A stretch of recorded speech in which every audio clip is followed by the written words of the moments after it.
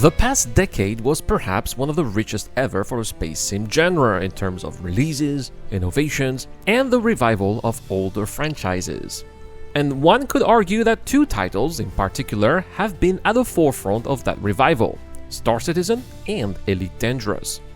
While both games are, of course, very different in terms of gameplay, immersion, features, and scope, they have often taken ideas from each other to remain relevant, fresh, or to follow new trends the other may have created. The latest example of this mutual influence is the reveal of Elite Dangerous's Type 11, which many commentators have described as a Star Citizen ship in Elite Dangerous. But as we're about to see, this isn't the first time one game has emulated the other. In this video, we'll explore several key examples where Star Citizen and Elite Dangerous have mirrored one another.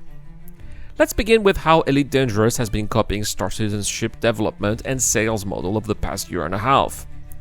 It's no secret that the reason Star Citizen is approaching $900 million in funding is its ship sales strategy, which has been the core of its financial model since its 2012 Kickstarter campaign. Cloud Imperium Games have mastered the art of selling digital spaceships, portraying them like luxury vehicles, fueling desire through elaborate marketing and leveraging rarity and fear of missing to drive purchases. And judging by this year's funding charts, that strategy still works. So why not replicate it elsewhere? That's exactly what Frontier has been doing with Elite Dangerous since the launch of its new generation of ships. These new vessels are a cornerstone of Frontier's strategy to bring the game back to its roots and recapture the magic that originally resonated with fans. And it appears to be working. Despite being over 11 years old, Elite Dangerous still delivers positive financial results and, according to Frontier, accounts for 7% of the studio's revenue. That's quite significant for a title of its age and shows that players are still willing to buy ships with real money, albeit at a much lower price point than Star Citizen, and of course with fewer features such as the absence of walkable interiors. Another aspect where Frontier has clearly followed Star Citizen's direction is in-game design. With the release of Odyssey, players gained the ability to walk on planets and explore on foot, just like in Star Citizen. While Elite's planetary tech doesn't yet match the visual fidelity or biome diversity of Star Citizen, the gameplay shift was a major leap forward. And this year, we've also seen the introduction of colonization mechanics. Commanders can now build their own settlements and breathe life into previously barren star systems, something that mirrors Star Citizen's base building ambitions announced a year and a half earlier. While base building will differ in both games in terms of scale and complexity, the conceptual overlap is undeniable. But imitation goes both ways.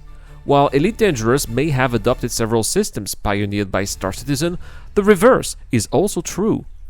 One of the clearest examples is Star Citizen's Race for Stanton event. In this event, players collect and deliver resources to a central location in exchange for rewards, with the top faction eventually getting a location named after them. Any Elite player would immediately recognize this as a version of Elite's community goals, a long-standing and popular system in Elite Dangerous that regularly draws players together for shared objectives, often resulting in significant changes to the game world. It's no surprise that CIG has started to implement the successful formula to boost player engagement. Another example is the engineering and upgrade system. In Elite Dangerous, upgrading your ship often involves gathering specific resources and delivering them to engineers who apply blueprints and modifications, adding a layer of depth and grind to ship customization. With the introduction of Wicklow in Star Citizen, we now see a similar structure. Players gather rare items and resources, bring them to Wicklow, and receive unique upgrades, or even entire ships in return. While these systems are not identical, the gameplay loop of collection, delivery, and reward is unmistakably shared. And then there's cosmetics. While Star Citizen pioneered monetizing ship sales, it was Elite Dangerous that embraced the concept of selling ship paints and cosmetic kits for real money first. These cosmetics have been parts of Elite's revenue model for years, allowing players to customize their ships with a wide variety of liveries, decals, and lighting. Star Citizen later adopted this approach, launching a robust paint shop that now regularly sells exclusive ship paints, armor sets, and flare items, often tied to events or limited time offers. It's yet another example of how CIG recognized a working monetization formula from Elite and made it their own, with their usual high production value and scarcity-driven marketing. At the end of the day, Star Citizen and Elite Dangerous may be rivals, but they are also reflections of each other. Whether it's gameplay mechanics, monetization strategies, or community engagement models, both titles have continuously borrowed and adapted features to better serve their player base. And while they each offer distinct visions of the space sim genre, one aiming for simulation-heavy realism and the other for cinematic immersion, their parallel evolution is a testament to the health and creativity of the genre as a whole.